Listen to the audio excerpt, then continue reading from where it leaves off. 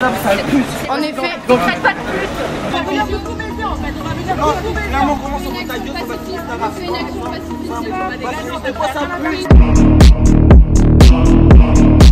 Samedi 15 avril, des militants du collectif Némésis ont réalisé une action pour dénoncer l'impact de l'immigration sur la sécurité des Françaises.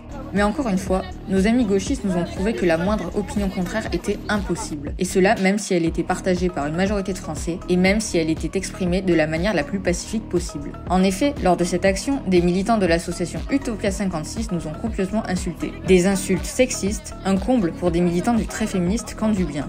En situation de précarité, particulièrement par rapport au logement. Non.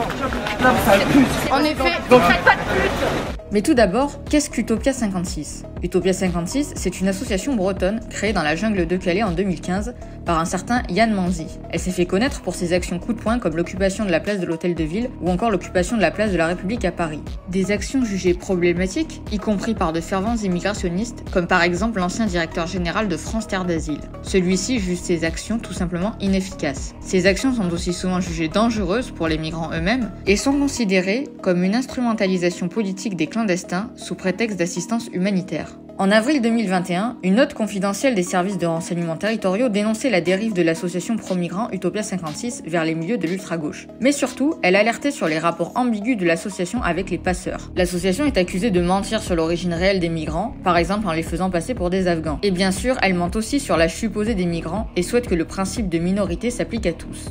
Oui, Aboubacar, vous pouvez me dire quel âge vous avez? J'ai 16 ans.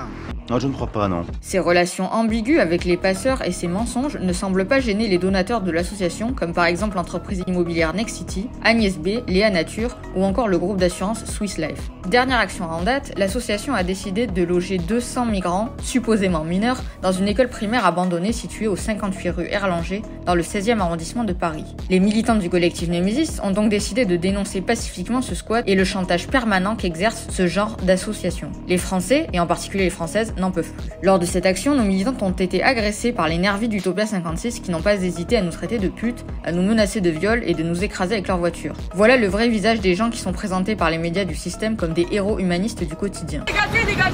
Touchez la voiture, je vous baisse. Touchez la voiture, je vous baisse. On va venir vous comédier en fait, on va venir vous comédier. Clairement, comment ça ta gueule, On fait une action pacifiste, c'est quoi ça plus? Allez, faites la vidéo, dégage là. Ok, bon, on continue. Vas-y, on appelle bien les flics. Oui, vous avez bien entendu, des militants nous menacent d'appeler les flics. Cocasse, sachant qu'ils se targuent régulièrement de détester ces 10 flics, et qu'en plus, ce sont eux qui sont dans une situation de totale illégalité.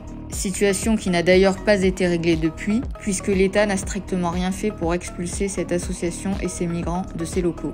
Nous appelons donc nos abonnés à boycotter la longue liste d'entreprises qui financent Utopia 56 et qui financent donc des actions illégales, ainsi que la submersion migratoire de la France.